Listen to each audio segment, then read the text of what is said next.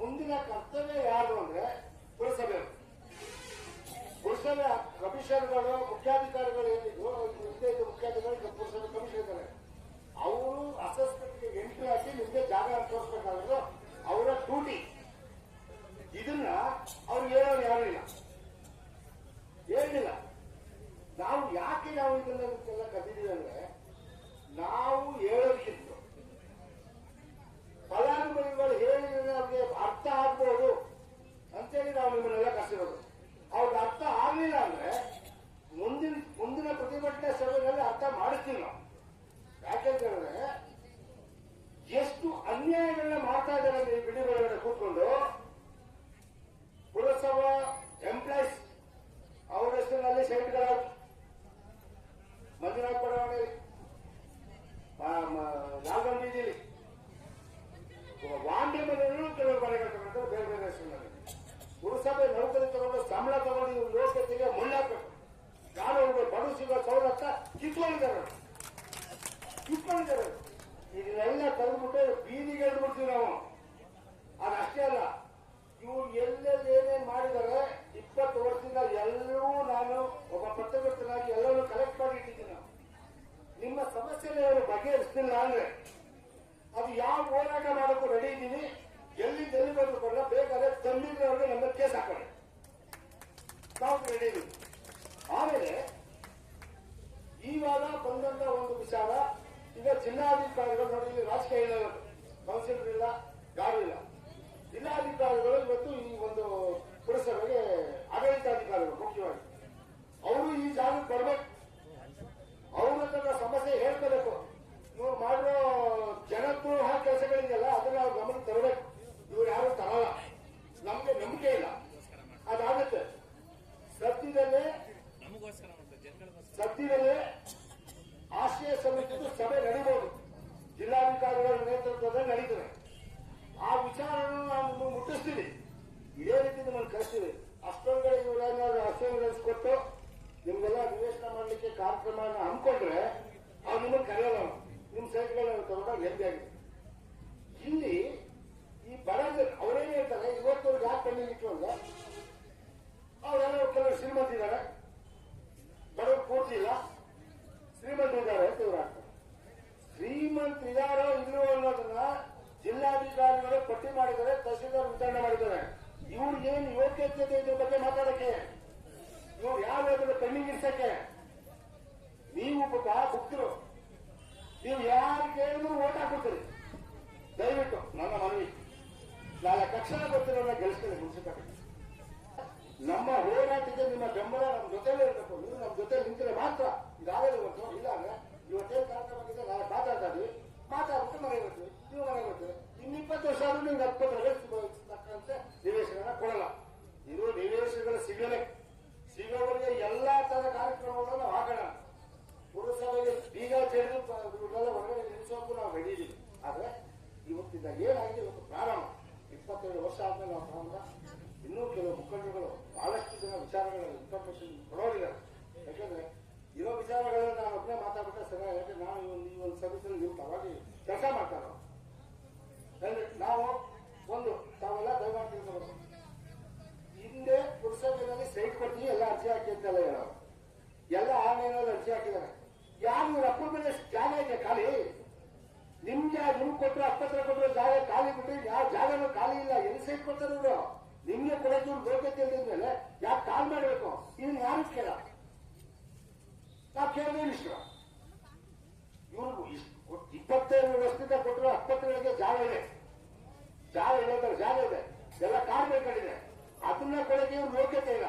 ಹೊಸ ಸೈಟ್ ಕೊಡ್ತೀವಿ, ಪಟ್ಟಿ ಕೊಡಿ, ಅರ್ಜಿ ಕೊಡಿ ಅಂತ ಹೇಳ್ತಾರೆ. ಎಲ್ಲ ಆನ್ಲೈನ್ ತಗೊಂಡು ಅರ್ಜಿ ಹಾಕ್ತಾರೆ. ಇದು ಎಷ್ಟು ಮೋಸ ಮಾಡ್ತಾರೆ ಅಂದ್ರೆ, ನಿಮ್ಗಳಿಗೆ ಈ ಒಂದು ಹಿಂದೆ ಜಾತ್ರೆಯಲ್ಲಿ ನೀವು ನೋಡಿದೀನಿ, ಒಂದು ಫುಡ್ ಕಾರ್ಡ್ ಡಬ್ಬ ಮರದ್ದು ಒಂದು ಪುಸ್ತಕ ಕೊಡ್ಬೋದು. ಡೆಲ್ಲಿ ನೋಡಿ ಕಲ್ಕತ್ತಾ ನೋಡಿ ತೋರಿಸ್ತಿಲ್ಲ. ಅದೇ ತರ ಇವರು ನಿಮ್ಗಳಿಗೆ ಮಕ್ಕಳು ಟೋಪಿ ಆಗ್ತಾ ಇರೋದು. ನೀವೆಲ್ಲಿವರೆಗೆ ನಿಮ್ಮ ವಯಸ್ಸನ್ನ ಕೇಳಲ್ಲ.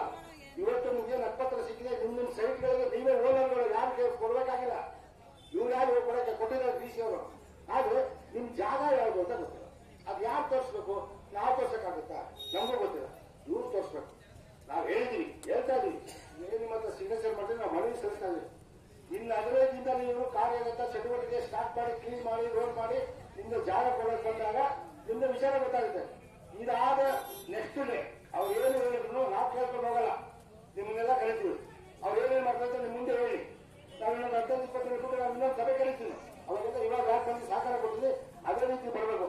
ಏನಾಗಿದೆ ಅಂತೇಳಿ ನಾವು ಮನೆ ತಿಳಿಸಕ್ಕಾಗಲ್ಲ, ನಿಮ್ಗೆ ಕೇಳಬೇಕು. ಈ ನಮ್ಗೆ ಹೊರಗಡೆ ಹೇಳ್ತಾರೆ ಏನ್ ಮಾಡ್ಬೇಕು ಅಂತ, ಅದಲ್ಲ ನಿಮ್ಗೆ ಹೇಳ. ಇದು ನಮ್ಮ ಉದ್ದೇಶ. ಅದಕ್ಕಾಗಿ ನಾವು ದಯಮಾಡಿ ಈ ಒಂದು ಕಾರ್ಯಕ್ರಮದ ನಂತರ ನಿಮ್ಗೆ ಸೈಟ್ ಸಿಗೋದು ಖಚಿತ, ಯಾರು ತಪ್ಸಕ್ಕಾಗಲ್ಲ.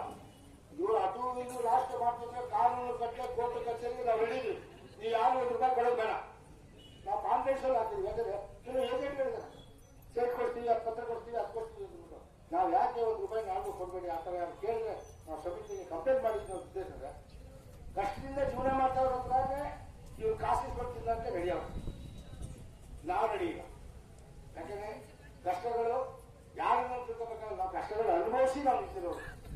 ಕಷ್ಟಗಳು ಇವ್ರು ಕಷ್ಟ ಸುಖ ಗೊತ್ತಿಲ್ಲ. ಈ ಎಂಪ್ಲಾಯ್ಸ್ಗಳಿಗೆ ಅಧಿಕಾರಿಗಳಿಗೆ ಇವ್ರು ಬರಬೇಕು, ಲೂಟಿ ಹೊಡಿಬೇಕು, ಎಷ್ಟಾಗುತ್ತೆ ಅಷ್ಟು ಲೂಟಿ ಲೂಟಿ ಲೂಟಿ ಲೂಟಿ ಲೂಟಿ ಕೊಂಟೆ.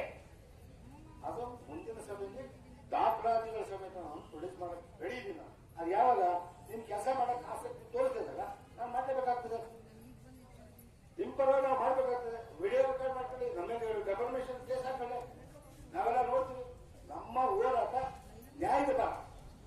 ಈ ನ್ಯಾಯದ ಪರವಾಗಿ ಯಾರ ವಿರುದ್ಧವಾಗಿದ್ರು ನಾವು ವಿರುದ್ಧವಾಗಿ ಹೋರಾಟ ಮಾಡಕ್ಕೆ ಹೇಳಿದ್ವಿ. ನಿಮ್ಗಳ ಸಹಕಾರ, ನಿಮ್ಗಳ ಆಶೀರ್ವಾದ ನಮ್ಮಲ್ಲಿ ಬೇಕಷ್ಟೇ.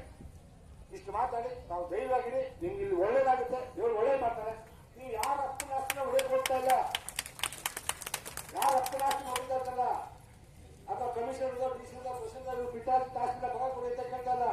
ನೀವು ಪತ್ರ ಯಾವಾಗ ಸಿಕ್ಕರಿ ನೀವು ಓನರ್ ಆಗ್ಬಿಟ್ಟಿದ್ದೀರಿ, ನಿಮ್ಗೆ ಜಾಗ ಗೊತ್ತಿಲ್ಲ, ಜಾಗ ಕೊಟ್ಟು ಆ ಒಂದು ಸಣ್ಣ ಕೆಲಸ ಇವ್ರು ಮಾಡಿದ್ದಾರೆ.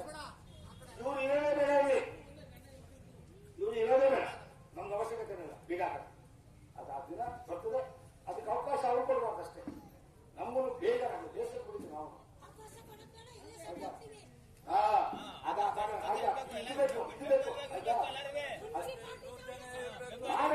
ಮಾಡೋಣ ಆಯ್ತಾ. ಹಾಗಾಗಿ ತಾವೆಲ್ಲ ಧೈರ್ಯವಾಗಿ ನೋಡಿ, ನಂಬಿಕೆಯೇ ಬಹಳ ಮುಖ್ಯ.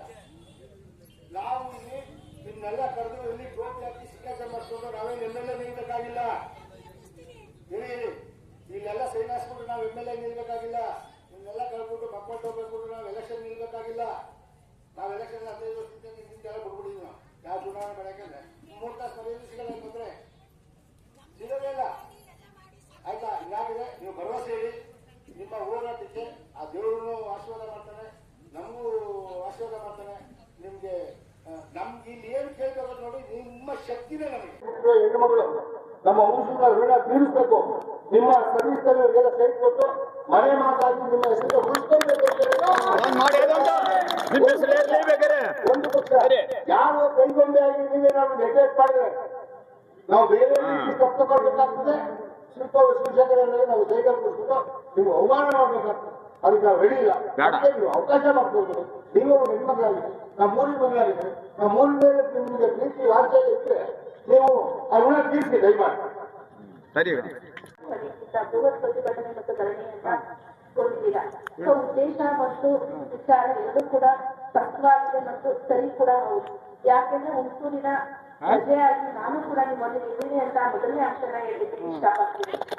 ಸೊ ಎರಡನೇ ಅಂಶ ಏನು, 22 ವರ್ಷಗಳ ಹಿಂದೆ ನಮ್ಮ ಪಾಪನಾಚಾರ್ಯ ಶಾಸಕರಾಗಿರುವ ಆ ಸಂದರ್ಭದಲ್ಲಿ 870 ಫಲಾನುಭವಿಗಳ ಒಂದು ಹಕ್ಕುಪತ್ರಗಳನ್ನ ವಿತರಣೆ ಮಾಡಿರ್ತೀರ. ಸೊ ಆ ಪಟ್ಟಿಯನ್ನು ಕೂಡ ನಾನು ಕಳೆದ 1 ವಾರದಿಂದ ಏನು ನನಗೆ ಮಾಹಿತಿ ಬಂದಾಗಿಂದ ಈ ಪ್ರತಿಭಟನೆ ಇದೆ ಅಂತ ಆ ಸಂಬಂಧವಾಗಿ ಫೈಲ್ಗಳನ್ನು ಮತ್ತು ನಾನು ಸ್ಟೇಟ್ ವರ್ಕರ ನೇರ ಸಂಪರ್ಕದಲ್ಲಿ ಏನಾಗಿದೆ, ಯಾವ ಫಲಾನುಭವಿಗಳಿದ್ದಾರೆ, ಎಲ್ಲಿದೆ ಜಾಗ, ಎಲ್ಲಾ ಕಾರ್ಯಾಚರಣೆ ಕೂಡ ಪ್ರವೃತ್ತಿಯಾಗಿ ಮತ್ತು ಚುರುಕಾಗಿ ಮಾಡ್ತಾ ಇದ್ವಿ. ನಿಮ್ಮ 870 ಏನ್ ಫಲಾನುಭವಿಗಳ ಮೊದಲಿಗೆ ಮಾಡಿದ್ದು 870 ಫಲಾನುಭವಿಗಳಿಗೆ ಯಾವ ಜಾಗವನ್ನ ಆ ಸಂದರ್ಭದಲ್ಲಿ ಗುರುತಿಸಿದ್ರು ಅಂತ ನಾನು ನೋಡ್ಕೊ ಬಂದಿದ್ದೀನಿ. ತದನಂತರ ಮೊನ್ನೆ ದಿನ ಅದನ್ನೆಲ್ಲನೂ ಕೂಡ ಜೆಸಿಬಿ ಮತ್ತು ಟ್ಯಾಕ್ಸ್ ನಮ್ಮ ಆರೋಗ್ಯ ಇಲಾಖೆಯಿಂದ ಎಲ್ಲ ಸಹ ಮಾಡಿದ್ದೀವಿ. ಒಂದು ಅಂಶ. ಎರಡನೇ ಅಂಶ, ನಮ್ಮ ಏನು ಆ ಫಲಾನುಭವಿಗಳಿಗೆ ಸಂಬಂಧಪಟ್ಟಂಗೆ ತದನಂತರ ಶಾಸಕ ಪಾಪಣ್ಣ ನಂತರ ಬಂದಂತ ಏನು ನಮ್ಮ ಆಶ್ರಯ ಸಮಿತಿಯ ಅಧ್ಯಕ್ಷರುಗಳಾಗಿದ್ದು ಅವ್ರು ಏನು ನಡಾವಳಿಯಲ್ಲಿ ತೀರ್ಮಾನವನ್ನ ತಗೊಂಡಿದ್ದು ಮತ್ತು ಆ ನಡಾವಳಿಯಲ್ಲಿ ಯಾವ ಪ್ರಕ್ರಿಯೆ ಇದೆ ಅನ್ನೋದು ಕೂಡ ನಾನು ನೋಡ್ತಾ ಹೋಗಿದ್ದೀನಿ. ಈಗ ಕಳೆದ ನಾನ್ ಬಂದಾದ್ಮೇಲೆ ಅದೇ ಕಮಿಷನರ್ ಆಗಿ ಬಂದ್ರೆ ಒಂದು ಸಭೆ ನಡೆಯಿತು. ಆ ಸಭೆಯಲ್ಲಿ ನಮ್ಮ ಅಧ್ಯಕ್ಷರು ಆಶ್ರಯ ಸಮಿತಿ ಅಧ್ಯಕ್ಷರು ಈಗಿನ ಕಾನ್ಫರ್ ಮಾಡಿ ಯಾರ್ಯಾರು ಈ ಒಂದು ಅರ್ಜಿಗಳನ್ನ ಆಹ್ವಾನ ಮಾಡಿ ಸೊ ಅರ್ಜಿಗಳನ್ನು ಕೂಡ ನಮ್ಮ ಆಶ್ರಯ ಸಮಿತಿಯ ಕೇಸ್ ವರ್ಕರ್ ಮೂಲಕ ನಾವು ಕಾನ್ಫರ್ ಮಾಡಿದ್ವಿ. ಆ ಸಂದರ್ಭದಲ್ಲೂ ಕೂಡ ಒಂದಷ್ಟು ಅರ್ಜಿಗಳು ನಮ್ಮ ನಗರಸಭೆಗೆ ಬಂದಿತ್ತು. ಆ ಅರ್ಜಿಗಳನ್ನು ಕೂಡ ನಾನು ಇದಾದ್ಮೇಲೆ ನಾನು ಆ ಅರ್ಜಿಗಳನ್ನೆಲ್ಲ ಸುದ್ದಿ ಮಾಡ್ತಾ ಇದ್ದೀನಿ, ಜೊತೆಗೆ ಪಟ್ಟಿನೂ ಕೂಡ ಮಾಡಿದ್ದೀನಿ. ಮತ್ತೆ ಅದಕ್ಕೆ ಸಂಬಂಧಪಟ್ಟಂಗೆ ಅಲ್ಲಿರೋ ಜಾಗವನ್ನ ನೋಡಿದಾಗ ಅದು ಲೇಔಟ್ ಫಾರ್ಮೇಶನ್ ಅಲ್ಲಿ ಇದೆ, ಪ್ಲೇನ್ ರೋಡ್ ಆಗಿದೆ ಮತ್ತು ಕುಚ್ಚಲು ಗಿಡ ಸತ್ತೆ ಎಲ್ಲವೂ ಕೂಡ ಬಂದಿದೆ. ನಾವು ಯಾವುದೇ ಒಂದು ಜಾಗವನ್ನ ಕೊಡ್ಬೇಕಾದ್ರೆ ನಗರಸಭೆಯ ಒಂದು ಕರ್ತವ್ಯನ ನಾವು ನಿಮ್ಗೆ ಹೇಳೋದು ತುಂಬಾನೇ ಮುಖ್ಯ ಆಗುತ್ತೆ. ನನ್ನ ಹತ್ರ ಇರೋದು ಅಲ್ಲಿ 870 ಫಲಾನುಭವಿಗಳ ಪಟ್ಟಿ, ಜೊತೆಗೆ ನಿಮ್ಮ ಹತ್ರ ಇರೋದು ಆ ಫಲಾನುಭವಿಗಳ ಒಂದು ಹಕ್ಕು ಪತ್ರಗಳು, ನಿಮ್ಮ ಹತ್ರ ಇರೋದು ಹಕ್ಕು ಪತ್ರಗಳು, ನನ್ನ ಹತ್ರ ಇರೋದು ಪಟ್ಟಿಗಳು. ಜಾಗ ಇದೆ ಇಲ್ಲ ಅಂತ ನಾನು ಹೇಳಲಿಕ್ಕೆ ಬರಲ್ಲ, ಯಾಕಂದ್ರೆ ಖಂಡಿತ ಗೋಚರ ಆಗುತ್ತೆ. ಆದ್ರೆ ಆ ಜಾಗಕ್ಕೆ ಯಾರನ್ನ ಎಲ್ಲಿ ಕೂರಿಸ್ಬೇಕು ಅನ್ನೋದು ನನಗೆ ಮೊದಲ ಸಮಸ್ಯೆ. ಮತ್ತು ಆಸ್ ಎ ಆಫೀಸರ್ ಆಗಿ ನಾವು ಏಕಾಏಕಿ ನಿಮಗೆ ಆಯ್ತು ನಾವು ಈ ಆಸ್ತಿ ಮಾಡ್ಕೊಡ್ತೀವಿ ಅಂತ ನಾವೇನಾದ್ರು ಇವತ್ತಿರೋ ಕ್ರಮದಲ್ಲಿ ಈ ಆಸ್ತಿ ಮಾಡ್ಕೊಂಡು ಎಲ್ಲೋ ಕೂರ್ತೀರಾ, ಗುರುತಿಸ್ಕೊಡ್ಬೇಕಾಗಿರೋದು ನಮ್ಮ ಜವಾಬ್ದಾರಿ. ಗುರುತಿಸುವಿಕೆ ಕೂಡ ಹೇಗಾಗ್ಬೇಕು, ಅಲ್ಲಿ ನಿಮಗೆ ಏನು ನಿಮ್ಮ ಹಕ್ಕುಪತ್ರದಲ್ಲಿದೆ 20x30 ಮತ್ತು ಪೂರ್ವ ಪಶ್ಚಿಮ ಸೂಚಿಗಳು ಅವನ್ನೆಲ್ಲರೂ ಕೂಡ ಕ್ರಮಬದ್ಧವಾಗಿ ನಾವು ಮಾಡಿದ್ಮೇಲೆ ನಾವು ಕೊಡಬೇಕು. ಈ ಎಲ್ಲಾ ಕಾರ್ಯಾಚರಣೆಗಳನ್ನ ಮಾಡ್ಬೇಕಂದ್ರೆ ನಾವು ಆಶ್ರಯ ಸಮಿತಿಗಳಿದ್ದು ಅಲ್ಲಿ ತೀರ್ಮಾನವನ್ನ ತಗೊಂಡ ನಂತರ ಖಂಡಿತವಾಗಿ ನಿಮ್ಮನ್ನ ಅದು ಏನು ನಿಮ್ಮ ಒಂದು ಒತ್ತಾಸೆ ಮತ್ತು ನಿಮ್ಮ ಒತ್ತಾಸವನ್ನು ನೋಡಿದಾಗ ನನಗಂತೂ ಖಂಡಿತ ಇದಕ್ಕೆ ಚುರುಕಾಗಿ ಖಂಡಿತ ನಾನು ಕೆಲಸವನ್ನ ಮಾಡ್ತೀನಿ, ಮಾಡ್ಲೇಬೇಕು ಅಂತ ಅನ್ಸಿದೆ. ಖಂಡಿತ ನಿಮ್ ಜೊತೆ ನಾನು ಇರ್ತೀನಿ. ಜೊತೆಗೆ ಈಗ ಆಡಳಿತಾಧಿಕಾರಿಗಳು ಜಿಲ್ಲಾಧಿಕಾರಿಗಳಾಗಿರೋದ್ರಿಂದ ಅವ್ರ ಗಮನಕ್ಕೂ ಕೂಡ ತರ್ತೀನಿ. ತದನಂತರ ಆಶ್ರಯ ಸಮಿತಿ ಅಧ್ಯಕ್ಷರ ಗಮನಕ್ಕೂ ತಂದು ನಿಮ್ಮ ಏನು ಮನದಲ್ಲಿರುವಂತ ಈ ಒತ್ತಾಸ ಮತ್ತೆ ಕೆಲವು ತಾಯಂದ್ರೆ ಅಳ್ತಾ ಇಲ್ಲ, ಖಂಡಿತ ಅಳಬೇಡಿ ಅಮ್ಮ, ಯಾವತ್ತೊಂದು ನಿಮ್ಮ ಜಾಗ ನಿಮಗೆ ಸಿಕ್ಕೇ ಸಿಗುತ್ತೆ. ಆ ಏನು ಪ್ಲೇಸ್ ನೋಡ್ಕೊಂಡು ಅದು ಯಾವ್ದು ಏನು ಅಂತ ಪರ್ಫೆಕ್ಟ್ ಆದ್ಮೇಲೆ ಖಂಡಿತ ನಿಮ್ಗೆ ಸಿಕ್ಕೇ ಸಿಗುತ್ತೆ ಅನ್ನೋ ಒಂದು ಅಂಶವನ್ನ ಈ ಸಂದರ್ಭದಲ್ಲಿ ಹೇಳಕ್ ಇಷ್ಟಪಡ್ತೀನಿ.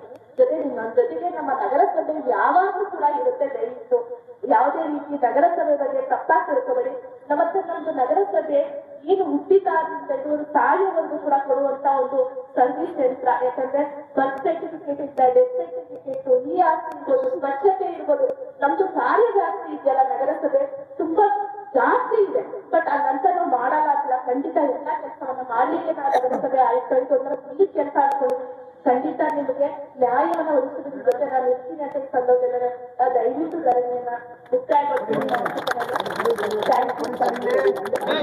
ಎಲ್ಲರೂ ವಿಚಾರವಾಗಿ ಬೆಂಬಲವಾಗಿ ಇರ್ತೀರ, ಹುಣಸಿನ ಸಾಗಿರ್ತಾರ, ಅವ್ರಿಗೆ ನಿಜವಾಗ್ಲೂ ಕೂಡ ಅಭಿನಂದನೆ ಮತ್ತು ಧನ್ಯವಾದ ಹೇಳಲಿಕ್ಕೆ ಇಷ್ಟಪಡ್ತೀನಿ. ಯಾಕಂದ್ರೆ ಒಂದು ಉದ್ದೇಶ ಇದೆ, ಅದು ಸಫಲ ಆಗ್ಬೇಕು. Thank you. ನಿಮ್ಮ ನಿಟ್ಟಿನಲ್ಲಿ ನಾನು ಕೆಲಸ ಮಾಡ್ತೀನಿ ಅಂತ ಈ ಸಂದರ್ಭದಲ್ಲಿ